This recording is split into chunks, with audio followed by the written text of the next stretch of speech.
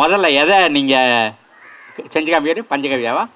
நல்லது. இந்த பஞ்சகவ்யாவை பற்றி அவங்க செய்ய ஆரம்பிக்கிறதுபடி சின்ன விஷயம் அறிமுகம். கொடுமுடியில் டாக்டர் நடராஜன் இருக்கிறார். அவர் எம்பிபிஎஸ் டாக்டர் சொல்லணும். அவர் தான் இதை வந்து விவசாயத்தில் பயன்படுத்துறதை பற்றி சொன்னார். 2000 வருடங்களாக தமிழ்நாட்டில் இந்தியாவில் பயன்படுத்திட்டு இருக்காங்க பஞ்சகவியம். ஆனால் விவசாயத்தில் பயன்படுத்துறது ஒரு 10 வருஷத்துக்கு முன்னாடி கண்டுபிடிச்சி சொன்னாலே டாக்டர் நடராஜன். அவர் எம்பிபிஎஸ் டாக்டர், சாதாரண ஆள் கிடையாதுன்னு. அவர் கோயிலில் போய் இருக்கும்போது கோயிலில் கையில் ஊற்றுனாங்க. என்னன்னு கேட்டார். பஞ்சகவியா அப்படின்னு சொன்னாங்க. பஞ்சகவியா என்ன பண்ணணும்னு சொன்னாங்க. அது வந்த நோய் போக்கும் வரப்போகும் நோய் தடுக்கும்னு சொன்னாங்க. நல்லா புரிஞ்சுக்கோங்க. எல்லார் வீட்லேயும் எங்கெங்கெல்லாம் மாடு இருக்கோ அங்கெல்லாம் பஞ்சகவியா தயாரிக்கலாம். எங்கெல்லாம் ஆடு இருக்கோ, நம்ம கன்னியாகுமரி மாவட்டத்தில் மடியோடு கூடிய ஆடுகள் இருக்குது. வீட்டுக்கு ஒரு ஆடு இருக்கிறதுக்கு எல்லாரும் ஏற்பாடு செய்யணும். ஆட்டில் கிடைக்கிற ஆட்டில் பால், ஆட்டு தயிர், ஆட்டு சாணி, ஆட்டு முத்திரம் எல்லாத்துலேயுமே தயாரிக்கலாம். அப்படி நண்பர்கள் தயாரித்து கொடுத்ததை சாப்பிட்டு தான் மூக்கண்ணாடியை கழட்டிருக்கேன். 39 வயசில் டாக்டர் மூக்கண்ணாடி போட சொன்னார். நான் 65 வயசில் மூக்கண்ணாடியை கழட்டிருக்கேன். ஆட்டில் தயாரித்த பஞ்சகவியம் சாப்பிட்டு தான் தயாரிப்பேன்.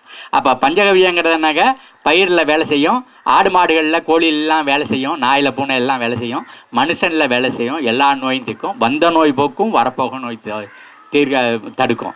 உங்களுக்கு நோய் வந்ததுன்னா போக்குது, இல்லை அடுத்தவங்களுக்காக வந்தாங்கன்னா நமக்கு வராமல் தடுக்குதுன்னு. அதனால் பஞ்சகவியத்தை பற்றி எல்லாரும் தெரிஞ்சுக்கணும். பஞ்சகவியம் தயாரிக்கிறதுல மெயினாக சேர்க்கறது இந்த பசுமாட்டோட 5 சாமான்: சாணம், மூத்திரம், பால், தயிர், நெய். இப்போ அவைகளை செஞ்சு காமிக்க போகிறாங்க. இதுக்கு மேலே மனிதர்கள் சாப்பிடும்போது அந்த வாடை, இந்த ஸ்மெல்லு அது கெட்டு போனதாக இருக்கக்கூடாது. அதுக்காக இன்னொரு 4 சேர்த்தாங்க. என்ன சேர்த்தாங்க? வாழைப்பழம், இளநீ, கரும்பு சாறு, கல். நண்பர்கள் என்னென்ன கொண்டு வச்சுருக்காங்கன்னு தெரில. கலக்கும் போது நம்ம மறுபடியும் பேசிக்கலாம். எங்கே ஆரம்பிங்க பார்க்கலாம், செஞ்சு காமிக்க பார்க்கலாம். பஞ்சகவியா எப்படி கலக்குறாங்க சொல்லுங்கள். நீ சொல்லுங்கள் சொல்லிக்கிட்டே செய்யுங்க. சாணியில் நெய்யை ஊற்றி பிசைகிறாரு. 500 கிராம் சாணி,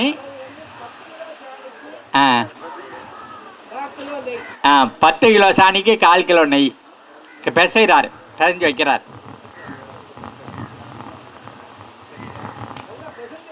ஆ 3 நாள் கழித்து மற்ற பொருட்களை சேர்க்கணும்.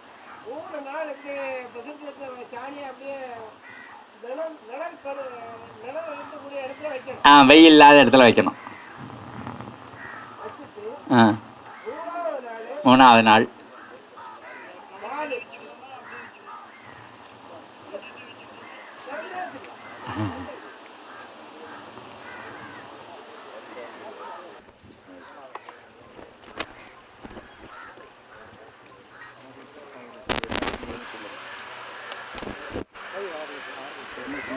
அடுத்தது 6 லிட்டர் பசும்பால் தூக்கி காட்டவா. அடுத்தது 6 லிட்டர் தயிர்.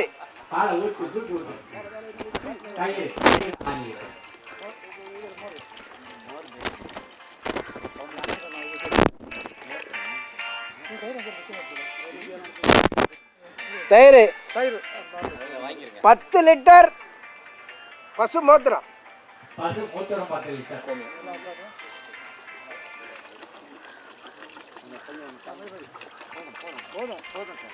பிறகு தயிர் விட்டாச்சு இல்லையா?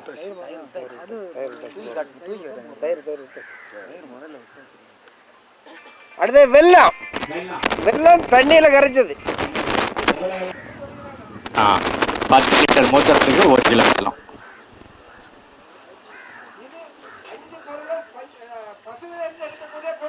இல்லையே, வெல்லம் அதுலேருந்து எடுக்கலையே. அது சொல்லிடணும். வெள்ளத்தை தவிர மற்றதெல்லாம் பசுவிலேருந்து எடுத்த பொருள்.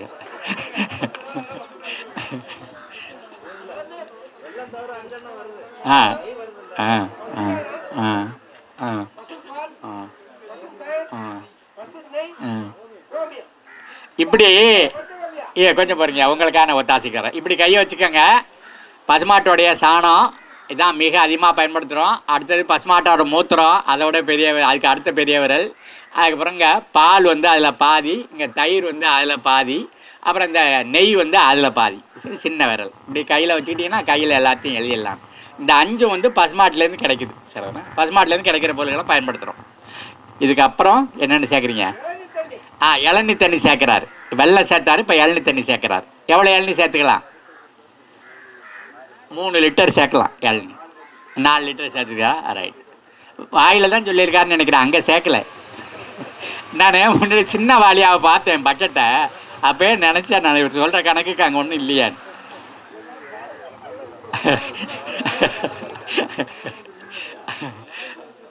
மூணாவது வாழைப்பழம் உரிச்சு போடுறாங்க. 12 வாழைப்பழம் ஒரு சீப்பு. கொஞ்சம் 2-3 வாழைப்பழம் கூட போட்டால் ஒன்றும் தப்பு கிடையாது. ஏன்னா சில வாழைப்பழம் சின்னதாக இருக்கும், சில பெருசாக இருக்கும். எக்ஸாக்ட் நம்பர் ஒன்று இருக்குன்னு அவசியம் கிடையாது சார். நல்ல தோலை உரிச்சிட்டு நல்லா பிசைஞ்சு உள்ளுக்குள்ள போட்டு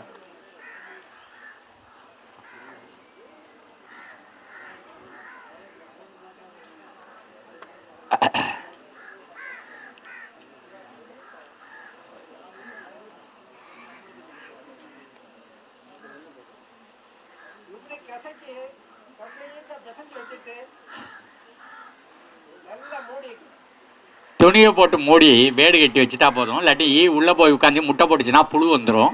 அதை நம்ம மருந்தாக பயன்படுத்த முடியாது. அதில் எப்போதுமே துணியை போட்டு மூடி கட்டு. காலையில் சூரியன் உதிக்கும் போதும் மாலையில் சூரியன் மறையும் போதும் கலக்கணும். குச்சியால் வலதுபுறமாக 50 சுற்றி சுற்றணும், இப்படி இடதுபுறமாக 50 சுற்றி சுற்றணும். இந்த அண்டவெளியில் இருக்கிற சக்தியெல்லாம் அதில் சேர்ந்துருக்கு சரவணா. காஸ்மிக் எனர்ஜி எல்லாம் அதில் சேருது. அப்புறம் தான் அது வந்து மனிதனை உயிர்காலுக்கும் மருந்தாக அது மாறுது சரவணா. பாருங்க, இங்கிலீஷில் புரிய வைக்கிறாரு பாருங்க. நான் வலதுபுறமா இடதுபுறமான்னு சொன்னேன், மக்களை புரியாமல் போயிடுமோன்னு. இல்லை எனக்கு தெரியும், கன்னியாகுமரி மாவட்டம் ரொம்ப படித்த மாவட்டம்னு தெரியும் எனக்கு.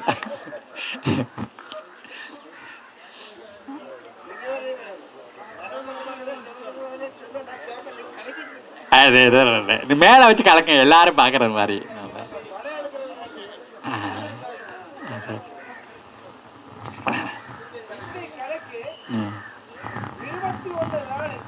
21 நாள் கலக்குனீங்கன்னா 22வது நாள் நீங்கள் டாக்டர் உங்கள் கையில் மருந்து. அப்படியெல்லாம் சொல்லக்கூடாது. 21வது நாள் நீங்கள் டாக்டர் உங்கள் கையில் மருந்து. அப்படி சொல்கிறீங்க. அந்த ஒரு நாளைக்கு 30 மில்லி காலையில் பல் விளக்கிட்டு ஒரு 30 மில்லி சாப்பிட்ணும். ராத்திரி சாப்பாட்டுக்கு முன்னாடி ஒரு 30 மில்லி சாப்பிட்ணும். எவ்வளவு நோயாக இருந்தாலும், எவ்வளோ நாள்பட்ட நோயாக இருந்தாலும் 48 நாளில் ஒரு மண்டலத்தில் குணமாகுது சொல்கிறோம்.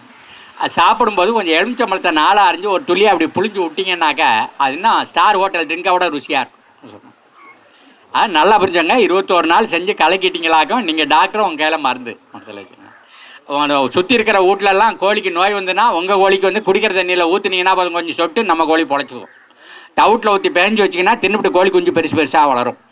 உங்கள் நாய் உடம்புல வர சொரிகிரி புண்ணுக்குன்னு எல்லாம் ஆறிடும். பூனையில் வர்றதெல்லாம் சரியாக போகும். மனுஷருக்கு வர எல்லா நோயும் சரியாக போகுது. மூக்கு சளியிலேருந்து ஆரம்பித்து எய்ட்ஸ் நோய் வரலாம், எல்லா நோயும் சரி பண்ணுவோம். ஆனால் மனுஷருக்கு மருந்தாக இருக்குது, ஆடு மாடுகளுக்கு மருந்தாக இருக்குது, விலங்குகளுக்கெல்லாம் மருந்தாக இருக்குது. அதுக்கெல்லாம் தண்ணி சேர்க்கறது இல்லை. ஆனால் பயிரில் தெளிக்கிறது கட்டாயம் தண்ணி சேர்க்குறோம். ஏன்னா மூத்தரம் இருக்குது, இலை கருகும். அதனால் என்ன செய்யணும்னா 3 லிட்டர் பஞ்சகவியாவை 100 லிட்டர் தண்ணியில் கலக்கணும். கலக்கிட்டு வடியை கட்டினீங்கன்னா வடிக்கிறது ஈஸி. ஏன்னா 100 லிட்டர் ஆக்கிட்டிங்கன்னாக்கா 10 டேங்க் வரும் உங்களுக்கு ஸ்ப்ரே பண்ணுறதுக்கு. 1 ஏக்கருக்கு சரியாக இருக்கும். அதை கணக்கு பண்ணிக்கணும். ஒரு டேங்குன்னு கணக்கு பண்ணிங்கன்னா ஒரு 10 லிட்டருக்கு 300 மில்லி சேர்க்கணும். 10 லிட்டர் தண்ணிக்கு 300 மில்லி. நம்ம மனுஷருக்கு ஆடு மாடு கோழிக்கெல்லாம் கொடுக்கும்போது தண்ணி கலக்கிறது இல்லை. ஆனால் பயிரில் தெளிக்கிறதுக்கு கட்டாயம் தண்ணி சேர்க்கணும். ஏன்னா மூத்தரம் இருக்கிறதுனால இலை கருகிடும். அதனால் எவ்வளோ சேர்க்கணும்னா ஒரு டேங்கு 10 லிட்டர் டேங்கில் நீங்கள் உபயோகிக்க போகிறீங்கன்னாக்கா 10 லிட்டர் தண்ணிக்கு 300 மில்லி ஊற்றணும். இந்த டம்ளரில் வச்சாங்கல்ல, ஐயாவுக்கு எள்ளி கொண்டாந்து வச்சாங்கல்ல, அந்த டம்ளரால் 1.5 டம்ளர் ஊற்றினா சரியாக இருக்கும். இது 200 மில்லி இருக்கும், 300 மில்லி. அதனால் பயிருக்கு தெளிக்கும் போதெல்லாம் தண்ணி கலந்து சேர்க்கணும். வேரில் ஊற்றினாலும் சரி, மேலே தெளித்தாலும் சரி, இலைகளை ஒன்றா சேர்த்துட்டு ஒன்றா கட்டிக்கிட்டு நினச்சி தெளித்தாலும் சரி, அது எஃபெக்ட் தெரியும். எப்போதுமே நம்ம அந்த இயற்கை நம்ம சித்த மருத்துவராக எதுவாக இருந்தாலும் சாப்பாட்டுக்கு முன்னாடியேங்கய்யா. அதாவது வயிறு சுருங்கி இருக்கும்போதே இது குடலுக்கு போயிடணும், சிறுகுடலுக்கு போயிடணும். இரவு சாப்பிட்டு சாப்பாட்டுக்கு முன்னாடியே ஒரு அரை மணி நேரம் முன்னாடியே சாப்பாட்டுக்கு முன்னாடியே ஒவ்வொரு நாள் 2 வேளை சாப்பிடணும். நல்ல எஃபெக்ட் தெரியும். 10வது நாளில் நோய் குணமாகிட்டு வர்றது தெரியும். எவ்வளோ நாள்பட்ட சிக்கா இருந்தாலும் 48 நாள் சரியாகும்.